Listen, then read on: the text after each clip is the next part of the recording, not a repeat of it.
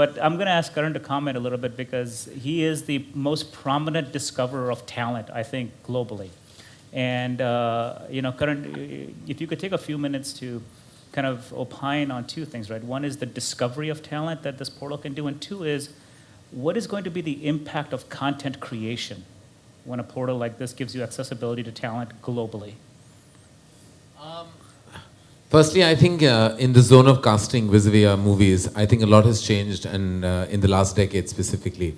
I think there was a zone in the 80s and 90s, which I think Prahlad was referring to about the useless relatives. But I think, fortunately, I never had any useless relatives, so I didn't have to bring them onto celluloid at all. I do understand what he probably means is nepotism, which I think is fairly active in the film fraternity, and that's something that we have to acknowledge and accept on all levels. But I think recently, and I think Ashutosh will share that with you, and especially directors like Ashutosh have done some fantastic, supporting casting, and that have actually gone on to create memorable characters. And in the last decade, I've noticed I would say, the initiation of the casting director who has acquired prominence. There is actually, it used to otherwise be something very ad hoc. Just like Ashutosh said, he used to go on and, kind of look at regional television. All of us used to kind of do the same thing. We used to go on television, or we used to go and just see who were in other movies. It wasn't really a structured network created in the zone of casting, which has been a recent phenomenon. And I think now the casting director actually has acquired frontline credit, and also and so many of them have been responsible, be it Mukesh Chhabra or be Shanu Sharma, be it, I think recently the casting of Urta Punjab, which I say Hani Trehan, I think, who did a phenomenal job. These are actors that there is no way that you can actually know anything about unless it's a structured process. Similarly, so with what you have introduced has taken that structure and given it more definite structure. So I think it's completely fantastic, and one doesn't need to depend on nepotism to get talent on celluloid now. You could find it, in theaters, you could find it in regional cinema, you could find it on digital formats, you could find it on television shows.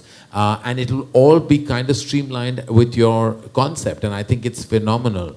How does it change and create content was your second question. Well, obviously, I think that when you do find the kind of exceptional talent that is available to you through the digital format, it of course makes you think and create characters and makes you kind of change things, and you don't follow the conventional path of creativity. I think it does give you an windows and doors, as I said earlier. And I'm vastly excited about the possibilities. A lot has changed, and I think it's time for us to acknowledge that as well in the movies.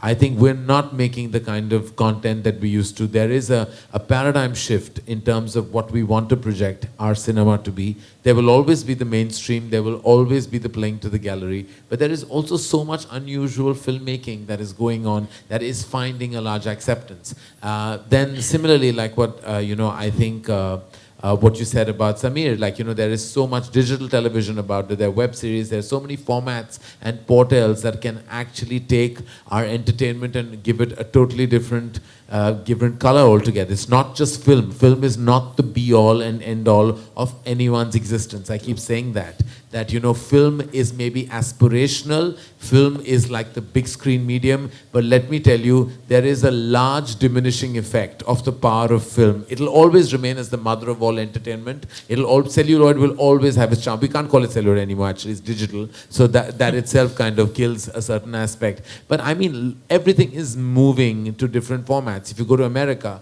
I mean, what is, barring the big event film, the franchise film, or the adaptation of this tremendous book, the film, the regular film, has completely made its way to television. Right. Everything, everyone is watching. So there's so many opportunities that give so many opportunities to music, to actors, to all kinds of talent, that, they shouldn't just feel like that bomb Mumbai and the film industry is your big dream. It used to be the big dream. It's now not a nightmare, but it's definitely between a dream and a nightmare. No, we're definitely betting. Karan, is that with the new formats and the talent that you're actually going to have to play around with, you can actually layer your films. Yeah. So, as a director, even if your content writer has made it unidimensional, when you actually deal with your talent on the floor, and they give you 5 options on the same character in terms of the running role, you start making your content far more complex because you don't make it for the lowest common denominator. You know, you make it much more sophisticated, you make it much more complex, and that is what actually good casting is all about. It gives the director such a lot of options to actually take the basic content and layer it. Yeah. And layering is actually going to be what is going to be the future. Yeah. So I want to just pose one kind of question to Samir sir. जितना reality shows बन रहे हैं अभी India में, how does this impact the auditions for that? Because once I had the fortune of actually going to one of these auditions that a cousin was doing in Jaipur, line इतनी लंबी है. How does this help you guys? But actually, you see, one is about the reality show auditions, is that there's a thrill in doing that, as into going to the cities and having the big lines, because that makes good television.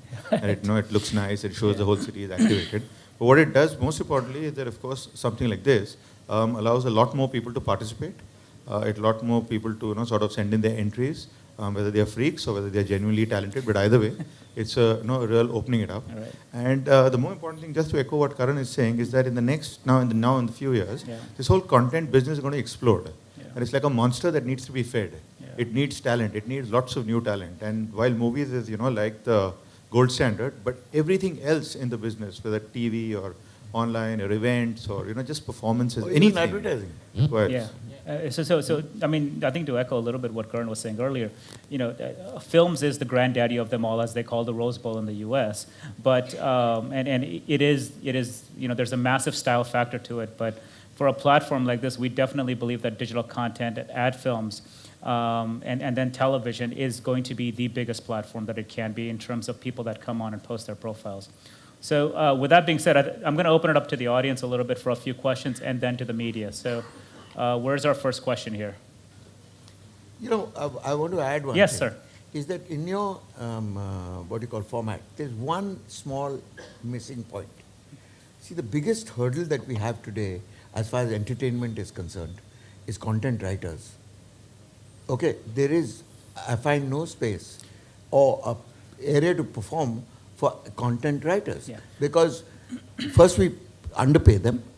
We don't treat them with the due respect that they get everywhere else in the world.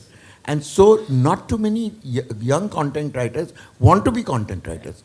They actually prefer to be directors. Yes. So when you find a content writer who's even halfway, talented, he says, I don't want to write for somebody else. I want to write for myself.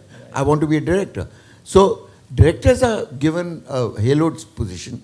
Content writers actually have no place even on your format. To actually display themselves. Yeah, so just a slight correction on that, sir. The last piece that was in the demo was upload your own script or upload your own content. So we made a very conscious effort actually to focus on that, right? Which is, the world is just not about actors and actresses and dancers and DOPs. They're only really as good as the content that you give them to perform on, right? No, but see, you have to understand one thing. Our film industry as such is relatively illiterate. Nobody reads. Nobody reads. So you have to actually narrate a script. So when you say upload your script, it's going to go into the bin. When you turn around and say narrate your script, that's a different format altogether. I think, Pranad, lots has changed. I think you're still, like Karan says, you're talking about the 80s and the 90s. No, Things but have nobody changed reads, a little bit. even now. I don't know, at least for the films I do Everybody as a says, composer. give me a narration. It's not true. I think it's there's this very small percentage now that doesn't read. I mean, at least from my knowledge, from my experience, as of now, a lot of people read. Even film composers who normally, like, situation kya hai, bata do, aur hum log gana karenge. Even they've been given scripts and one reads this. I mean, at least I do. No, among the film fraternity, the music fraternity, they've definitely learned how to write music Sunday. And they're not sort of taking it off the top of the head or lifting it from somewhere else, which used to be the practice. Right. So I find that there's a difference there. There are people who read, but I don't think even now in the mainstream film industry, writing is the best way to get through to anybody. They all want a narration. Yeah. So I think we're going to do our best we can to actually make that come alive on the platform, and I think that's great feedback, sir. You should have a little section where you can just upload a narration. I think I'm just going to have an artificial. I'm going to have an artificial intelligence thing that can actually read the script that you put up there. That's pretty good. Verbally. Also, just a suggestion. I mean, Yeah, just please. on a Of soft course. note, that if there is some way you can send a friend request internally That's within interesting. TN. That's interesting. So I can be friends with a singer. I can be friends with a composer within TN. Yes, sure. It's So- a cool way to just Yeah, interact. no, and Salim, sort of- that's Yes, that builds the fraternity. You've actually This you've actually kind of- talked about the next evolution of our product, yeah, this which kind is of to build builds. a network. This sort of builds. Yeah. So when people see pictures and they can, even though I'm a composer, I'd like to see a picture of a singer. Right. I mean, apart from just Right, working, sure. or a picture of the actor, and sort of be friends Bounce with. off ideas. Yeah, so it's nice. You just create a community within TN. No, itself. and that's the holy grail for us, Salim, is the idea, the ethos of this is not just around discovery of talent and content creation and eventual casting, but it's really creating a network of like-minded people, as we say often, to be able to interface within themselves. And the next evolutions that you'll see of our platform in the next 6 to 9 to 12 months is actually going to give you exactly that. And I think, particularly for your industry, that interaction continuously of the global genre of music that's out there is very critical. Is very critical. So questions, where are the mics here? Yeah.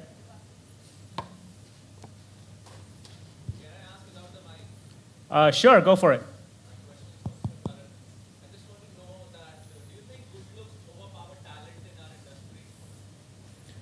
Do you think I think good looks overpower overpower talent? Yeah. I mean, that's. I don't know what your concept of good looking is. It could be different from mine. But I think if I use the word conventional, I think the biggest superstars of this country probably don't conform to traditional and conventional good looks. So obviously, to answer that question, I don't think it has anything to do with the way you look, because beauty just stops at a point and talent has to take over. Right. Because beauty, as you know, and no matter how poetic we get about beauty, after a point it does fade. And talent has to take over because eventually, I mean, if you're not talented, I don't think you can stand a chance on any entertainment format. So I think we had a question up there. Hello. Hi. Good afternoon. Mr. Ashutosh, my question is directed to you. You started your career with acting and then ventured into multiple things. So how important do you think it is today for a talent to pitch a multiple skill set? No, I don't think a talent should project too many things at a time. He needs to have one core talent that he should project. And then grow into other things. The others can follow. Because if you don't have that focus, it also kind of deviates from what the employer is looking at. You don't want to be told that मैं ये भी कर सकता हूँ, मैं ये भी कर सकता हूँ, ये भी कर सकता हूँ. And you're like, one sec, I just want, but can you do this? I just want a singer or an actor. So I think you should focus on one strain first, one stream, and then open your wings. I can speak for myself when I say that we don't have a one casting director. Like I think Shanu casts only for YRF. I don't think that we have one. We work with multiple casting directors. So in that respect, I mean, if at all one does engage with this digital concept of casting, I mean, all doors at Dharma are open. You just have to get in touch with the EPs of the film, and it's a very simple process, and we encourage that. At Dharma, I think we kind of keep an open, democratic forum in any kind of vertical of the film, and we're not bound to one casting director for any film. We worked with about 6 of them in the last 2 years, so it's an open forum for us.